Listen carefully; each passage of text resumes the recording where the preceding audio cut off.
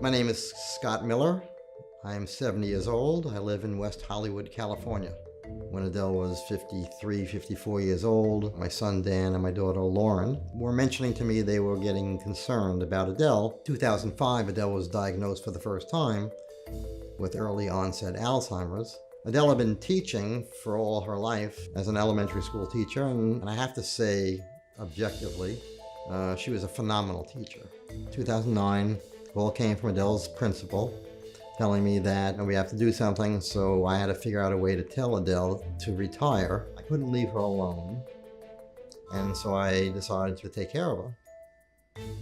What's interesting about early onset Alzheimer's is that the most challenging periods are early in the disease. The earlier days, the days when I thought at one point, I thought I actually would die because of the strain and stress, when she would be aggressive, when she would hit me, when she would be incontinent but refuse to wear a diaper, running around the block, and I would be chasing her, drive her in the car, and she'd be opening up the door to get out as the car was moving. Those were the times when I thought I wouldn't make it. This was my wife. This was my partner. This was the person that was so important, and I just needed to do whatever I could to take care of her. I'm a guy, and I take care of whatever needs to be taken care of.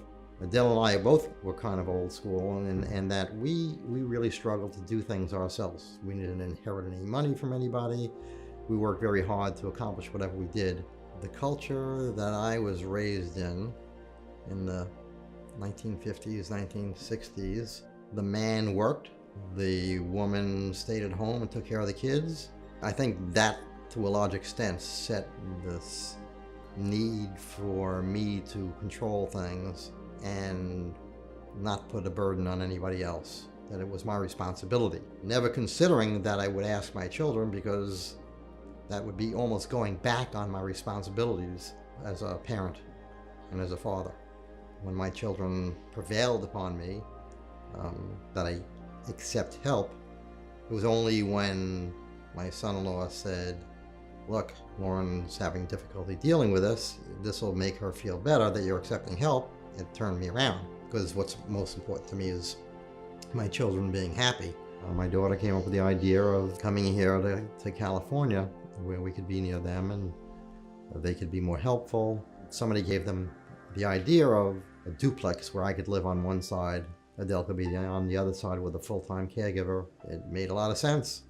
She's still an important part of my life, but that part is very painful.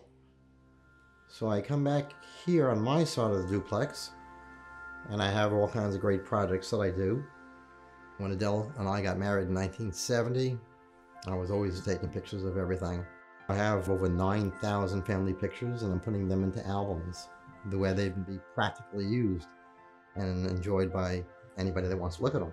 It's a way to look back and say, man, we really had good times and we accomplished a lot.